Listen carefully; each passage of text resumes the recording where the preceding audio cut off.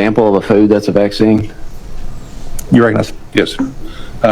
University of California, Riverside has already perfected the ability to put human vaccines into our lettuce right now. Also tomatoes has the ability to do that also for UC Berkeley. And then Big Tobacco, RJ Reynolds and stuff has perfected the ability to put a human vaccine into tobacco products. Chairman Clements? And is that even legal to do in the state of Tennessee, to sell those with a vaccine in them? You recognize? Well, I'm not arguing that point. What I'm saying is there is no law deeming those that when you go into a grocery store, you should know as a consumer, this head of lettuce is a head of lettuce.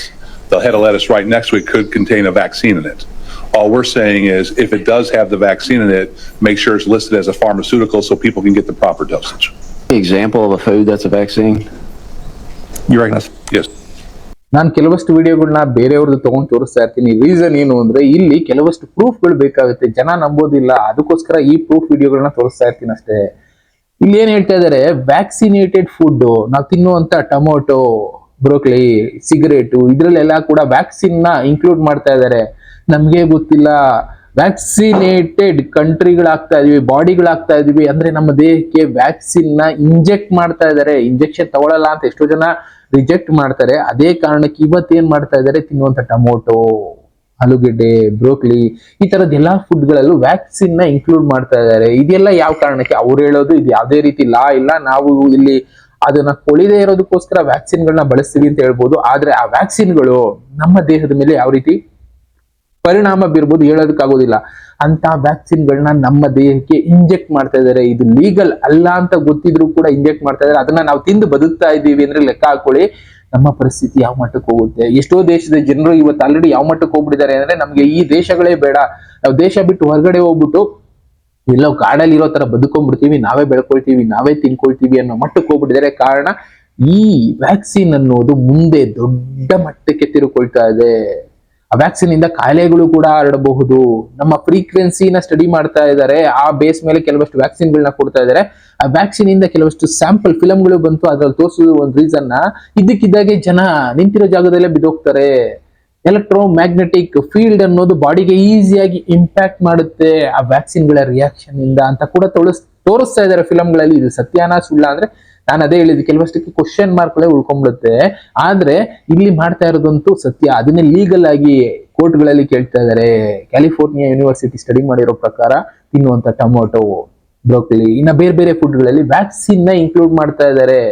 ಇದು ಸರಿನಾ? ಅದನ್ನ ತಿಂದು ನಾವು ಬದುಕ್ತಾ ಇದೀವಲ್ಲ, ನಮ್ಮ ಆರೋಗ್ಯ ಏನಾಗಬೇಕು ನಾವೆಲ್ಲೂ ಯೋಚನೆ ಮಾಡೋದಕ್ಕೆ ಹೋಗ್ತಾ ಇಲ್ಲ, ತಿಂತಾ ಇದೀವಿ.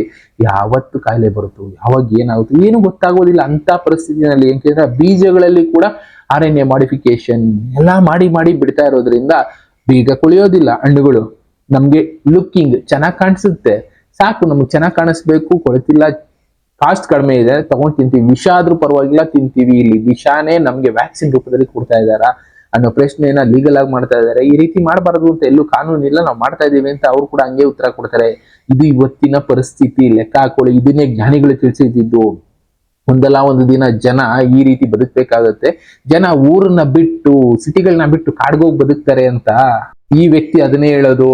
ನಾನು ಕಾಡ್ಗೋಗಿ ಬದುಕ್ತಾ ಇದ್ದೀನಿ, ಕಾರಣ ಏನು? ಮಕ್ಕಳು, ಫ್ಯಾಮಿಲಿ ಎಲ್ಲರನ್ನ ಕರ್ಕೊಂಡೋಗಿ ಕಾಡೋದ್ ಮಧ್ಯೆ ಬದುಕ್ತೀನಿ. ಈ ಸಿಟಿ ಜಂಜಾಟನೇ ಬೇಡ. ಯಾಕೆ ಅಂದ್ರೆ ನಾವು ತಿನ್ನೋ ಫುಡ್ ಎಲ್ಲ ಪಾಯ್ಸನ್, ಕುಡಿಯೋ ಹಾಲು, ಕುಡಿಯೋ ನೀರು ಎಲ್ಲ ಪಾಯ್ಸನ್ ಆಗ್ತಾ ಇದೆ. ಅಂದ್ರೆ ನಾವ್ ಏನ ತಿನ್ಬೇಕು?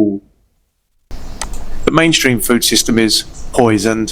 We had to get land and dig a well because the tap water is poisoned. We don't vaccinate our kids because the vaccines contain poison, and they don't go to school either because we don't want their minds to be poisoned. Our wives don't use birth control because it's poison, and that's not why I've got so many kids, all right? I just wanted a big family. We have to take responsibility for our own health because instead of treating the root cause of disease, our doctors just prescribe, you guessed it, poison. And we don't eat out in restaurants because they cook the food in sea dolls which are poison. Basically, we had to check out society because we don't want to be poisoned. We're still working out how we can stop the poison being sprayed above our heads, but other than that, we're doing a pretty good job at dodging most of it. And if you want to learn how we got land, set up, we had to get land and dig a well. ಇಲ್ಲಿ ಹೇಳಿದ್ ನೋಡಿದ್ರಲ್ಲ, ನಾವು ತಿನ್ನೋ ಅನ್ನ Poisson, ಕುಡಿಯೋ ನೀರು Poisson, ಇನ್ನ ಮಕ್ಕಳಿಗೆ ಶಾಲೆಗಳಲ್ಲಿ, ಸ್ಕೂಲ್ಗಳಲ್ಲಿ ತಿಳಿಸ್ತಾ ಇರೋ ವಿದ್ಯೆ ಪಾಯ್ಸನ್. ಇನ್ನ ಎಲ್ಲಿ ಹೋದ್ರು ಮೆಡಿಕೇಶನ್ ಹೆಸರಲ್ಲಿ ಕೊಡ್ತಾ ಇರುವಂತ ಮೆಡಿಸಿನ್ಗಳು ಪಾಯ್ಸನ್. ಓವರ್ ಆಲ್ ಆಗಿ ನಾವು ಎಲ್ಲಿ ಬದುಕ್ತಾ ಇದೀವಿ? ಪಾಯ್ಸನ್, ವಿಷದ ಮಧ್ಯೆನೆ ಬದುಕ್ತಾ ಇದೀವಿ. ಅದಕ್ಕೋಸ್ಕರ ಅಂತ ಊರೇ ಬೇಡ, ಅಂತ ಜಾಗನೇ ಬೇಡ, ನಾನು ಇದರಿಂದ ಹೊರಗಡೆ ಹೋಗಿ ಬದುಕ್ತಾ ಇದೀನಿ ಅಂತ ಎಷ್ಟೋ ಕಡೆ ಈ ರೀತಿ ನಡೀತಾ ಇದೆ. ಅದನ್ನೇ ಅರ್ಥ ಮಾಡ್ಕೊಳ್ಳಿ. ಹಳ್ಳಿ ಕಡೆ ಇರೋ ಜೀವನ ಸಿಟಿನಲ್ಲಿ ಇಲ್ಲ. ನಾವು ಬೆಳ್ಕೊಂಡು, ನಾವು ಶುದ್ಧವಾದ ನೀರು ಕುಡ್ಕೊಂಡು ಬದುಕ್ತಾ ಇರೋಂಥ ಜೀವನ, ನೆಮ್ಮದಿಯಾದ ಜೀವನ ಈ ಸಿಟಿಗಳಲ್ಲಿ ತಿಂದು ಆರ್ಗ್ಯಾನಿಕ್ ಫುಡ್ ಅಂತಾನೆ ತಿಂತೀವಿ, ಆರ್ಗ್ಯಾನಿಕ್ ಫುಡ್ ಅಂತಾನೆ ಮಾಡ್ತಾರೆ. ಆದ್ರೆ ಅದರಲ್ಲಿ ಎಷ್ಟು ಪಾಯ್ಸನ್ ಇರ್ಬೋದು ಅದನ್ನೇ ಹೇಳಿದ್ದು. ವ್ಯಾಕ್ಸಿನೇಟೆಡ್ ಫುಡ್ಸ್ ಅದನ್ನ ತಿಂದು ಬದುಕ್ತಾ ಇದೀವಿ. ಎಷ್ಟು ದಿನ ಬದುಕ್ತೀವಿ? ನೀವೇ ಯೋಚನೆ ಮಾಡಬೇಕು. ಯಾವ ರೀತಿ ಬದುಕಬೇಕು ಇವ್ರು ನೋಡಿ ಕಲ್ತ್ಕೋಬೇಕು. ಇನ್ನು ಬೇರೆ ಬೇರೆ ವಿಷಯಗಳಿದೆ, ತಿಳ್ಕೊಳ್ತಾ ಇರೋಣ. You ask the doctor to provide the research and studies on any vaccinations. The doctor won't be able to provide those. If you ask the doctor to sign a paper that she can take responsibility, that nothing is going to happen to your child, no doctor is going to sign any papers. If you ask the doctor to provide the research and studies on any vaccinations. ಇವರು ಅದೇ ಹೇಳ್ತಾ ಇರೋದು. ನಾವು ವ್ಯಾಕ್ಸಿನ್ಗಳು ತಗೊಳ್ತೀವಿ, ಮಕ್ಳಿಗೆ vaccine ಕೊಡಿಸ್ತೀವಿ ಅವಾಗ ಯಾವ್ದಾದ್ರು doctor ಈ ವ್ಯಾಕ್ಸಿನ್ ಇಂದ ಏನೇ ಪ್ರಾಬ್ಲಮ್ ಬರೋದಿಲ್ಲ ಫ್ಯೂಚರ್ ಅಲ್ಲಿ ಅಂತ ಪೇಪರ್ ಸೈನ್ ಮಾಡ್ಕೊಡ್ತಾರ? ಇಲ್ಲ, ಯಾರು ಮಾಡೋದಿಲ್ಲ. ಗೌರ್ಮೆಂಟ್ ರಿಸರ್ಚ್ ಮಾಡಿರುವಂತ ವ್ಯಾಕ್ಸಿನ್ಗಳಿದಾವೆ, ಅಂತ ವ್ಯಾಕ್ಸಿನ್ಗಳನ್ನ ತಗೊಳ್ಳಿ, ಇದರಿಂದ ಏನು ಆಗೋದಿಲ್ಲ ಅಂತ ಗೌರ್ಮೆಂಟ್ ಅನೌನ್ಸ್ ಮಾಡಿದೆ. ಅದು ಓಕೆ ಬಿಡಿ. ಆದ್ರೆ ಎಷ್ಟೋ ವ್ಯಾಕ್ಸಿನ್ಗಳು ಬಂದಿದೆ. ಇದನ್ನ ತಗೊಂಡ್ರೆ ಮಕ್ಳಿಗೆ ಜ್ವರ ಬರಲ್ಲ, ಇದನ್ನ ತಗೊಂಡ್ರೆ ಮಕ್ಳಿಗೆ ನೆಗಡಿ ಬರಲ್ಲ, ಇದನ್ನ ತಗೊಂಡ್ರೆ ಮಕ್ಳಿಗೆ ಕೆಮ್ಮು ಬರಲ್ಲ, ಇದನ್ನ ತಗೊಂಡ್ರೆ ಇನ್ನೊಂದು ಕಾಯಿಲೆ ಬರಲ್ಲ. ಈ ರೀತಿ ವರ್ಷಕ್ಕೆ 20-25 ತನಕ ವ್ಯಾಕ್ಸಿನ್ಗಳನ್ನ ಕೊಡಿಸ್ತಾ ಇದೀವಿ ಸಣ್ಣ ಮಕ್ಕಳಿಂದಾನೆ. ಅಷ್ಟೊಂದು ಇಂಜೆಕ್ಷನ್ಗಳನ್ನ ಮಕ್ಳು ಬಾಡಿನಲ್ಲಿ ಇಂಜೆಕ್ಟ್ ಮಾಡಿಸ್ತಾ ಇದೀವಿ. ಅದರಿಂದ ಏನು ಆಗೋದಿಲ್ಲ ಫ್ಯೂಚರ್ ಅಲ್ಲಿ ಮಕ್ಕಳಿಗೆ ಅಂತ ಗ್ಯಾರಂಟಿ ಕೊಡ್ತೀರಾ ಅಂದ್ರೆ ಯಾವ ಡಾಕ್ಟರ್ ಕೊಡೋದಿಲ್ಲ, ಯಾವ ಮೆಡಿಸಿನ್ ಕಂಪನಿಯವರು ಕೊಡೋದಿಲ್ಲ. ಅಂದ್ರೆ ನಾವು ಅಂತ ವಿಷಯನ ಮಕ್ಳು ಕೊಡ್ತಾ ಇದೀವ? ಇಲ್ಲ, ಡಾಕ್ಟರ್ಗಳು ಪ್ರಿಸ್ಕ್ರೈಬ್ ಮಾಡಿದವರು ಇಂಥದ್ರಿಂದ ಏನು ಆಗೋದಿಲ್ಲ ನಾನ್ ಗ್ಯಾರಂಟಿ ಕೊಡ್ತೀನಿ ಅಂತ ಯಾವ್ದಾದ್ರು ಪೇಪರ್ ಮೇಲೆ ಸೈನ್ ಮಾಡ್ಕೊಡ್ತಾರ ಅಂತಾನೆ ಡಾಕ್ಟರ್ಗಳು ಕೇಳ್ತಾ ಇದಾರೆ. ಯಾರು ಮಾಡ್ಕೊಡೋದಿಲ್ಲ. ಅಂದ್ರೆ ನಾವ್ ಏನ ತಗೋಬೇಕು, ಹೇಗ್ ಬದುಕ್ಬೇಕು ಗೊತ್ತಾಗ್ತಾ ಇಲ್ಲ.